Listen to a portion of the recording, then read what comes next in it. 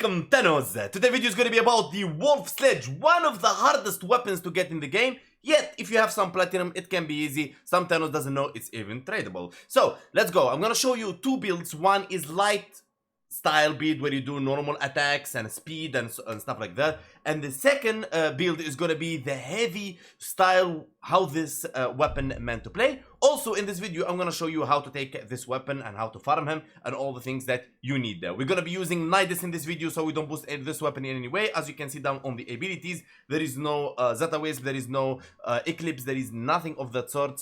Only a couple of arcanes. Let's go. Starting with the speed build, we're going to just gather enemies around and bada boom, let's go. We're going to reach 12 combo multipliers and then we're just going to go and come back to check how the weapon performs with 12 combo multipliers. As you can see, it has a very nice slash to it, but it doesn't really kill. It's not the build fault, it's just this weapon is not so powerful when it comes to the light attack. As it's alt fire, it is a glaive style. Yes, it's glaive style. You can throw this weapon and it really does a very awesome, powerful damage. As you can see crazy numbers, but the thing is, this is level 195 heavy corrupted gunners steel path bonus. Alright, so that you need to keep in mind. So now let's prime the enemies. This is the same thing because this weapon likes to be priming enemies, as we're using condition overload for this weapon. And as you can see now, you're gonna start seeing how they're dying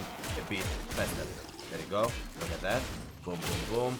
You see, there is difference on the damage as we're priming. Condition overload works on base how many stats effect the enemy has, the more melee damage you'll be doing.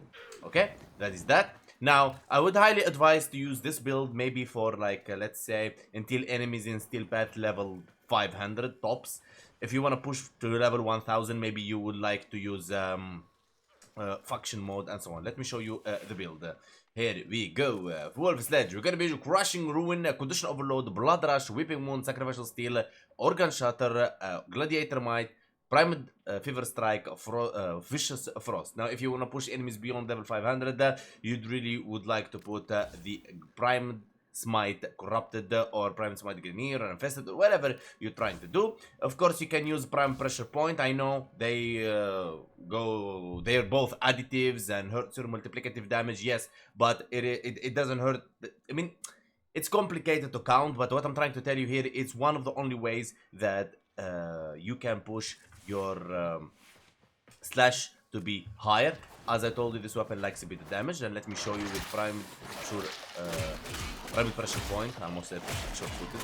Alright, as you can see, we start boom, boom, boom, boom, boom, boom. You see? It boosts your slash, alright, but you know, it's additive damage, not multiplicative. That's why I prefer to put in there the Gladiator Might. There you go. Okay, so this is the build. It's viral and everything. Now moving to the next build, which is Throw, which is my favorite. I'm gonna show you the build in a second. Don't worry, guys. Nothing gonna pass like that. Heavy corrupted gunners. Boom, boom, boom. As you can see, the steel pass checked. All right, let's gather the enemies up. All right, and check this out, guys. Hold. Boom, boom, boom. Now that's the weapon how it's meant to be played. Maybe you know, maybe you don't. And yes, I primed the enemies there. Now I'm gonna shoot them without priming them. Boom, boom, boom. As you can see, this weapon is very powerful when it comes to its alt fire. Now, your question is, Hank, how you're doing this? Hank, how you're doing this? Alright, I will show you. Now, holding the normal melee attacks, holding it like glaive, the same way as glaive, like holding it, like you throw it like this. Boom, boom, boom. Very normal. Okay, boom. Now, if you want to detonate, you need to use the heavy attack button, alright? The heavy attack, like this heavy attack, but you have to do it when the weapon is mid-air. So I throw and boom, you see the detonation? Throw, boom.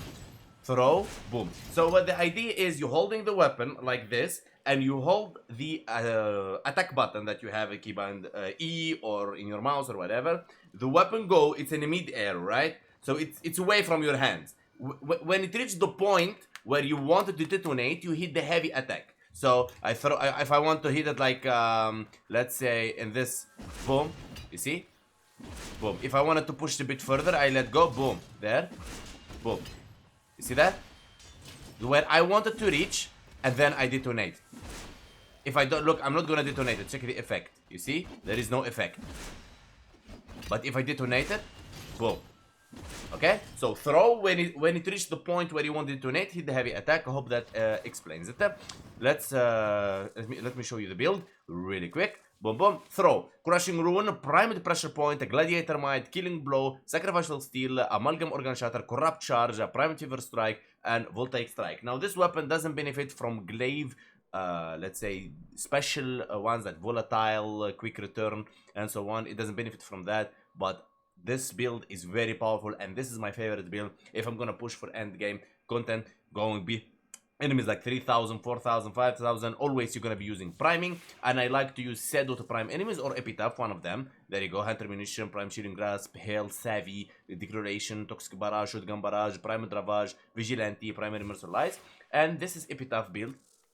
If you're interested, copy. Of course, Secondary Encumber and Ogre Seeker is the tricks here.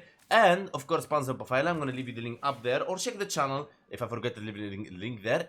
This pet is the best pet in the game when it comes to Endurance. Of course, if you're going to go with Team or you're going to go Endurance and you want to steal Essences, of course, you're going to be using Smita Kavat. Alright.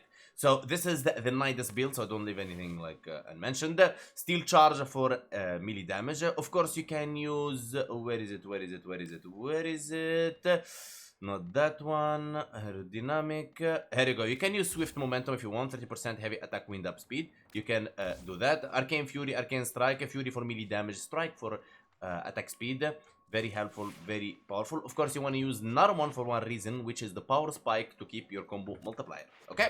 So now we know which build you're going to use if you're going to push for endgame. Both of them use the same form account. So you can use this one if you want to like to use normal attacks, and then you just release the heavy attack of the weapon. Still does very amazing powerful shots. If you want to just keep using the secondary fire, and yes, it has self stagger, so be careful. Now you see when I don't detonate it, you know, it does. It sometimes it gives, sometimes it doesn't, but most of the time if you detonate, boom.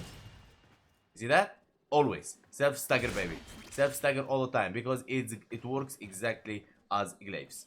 Okay, now that's the builds. For the Thanos that doesn't want to know how to get the weapon, I mean, okay. So first thing first, you need to know the origin of this weapon. The origin of this weapon came a long time ago from this. It was the first Nightwave, Saturn 6. Everybody got it. Everybody was having like enjoying it and all that kind of thing. All right.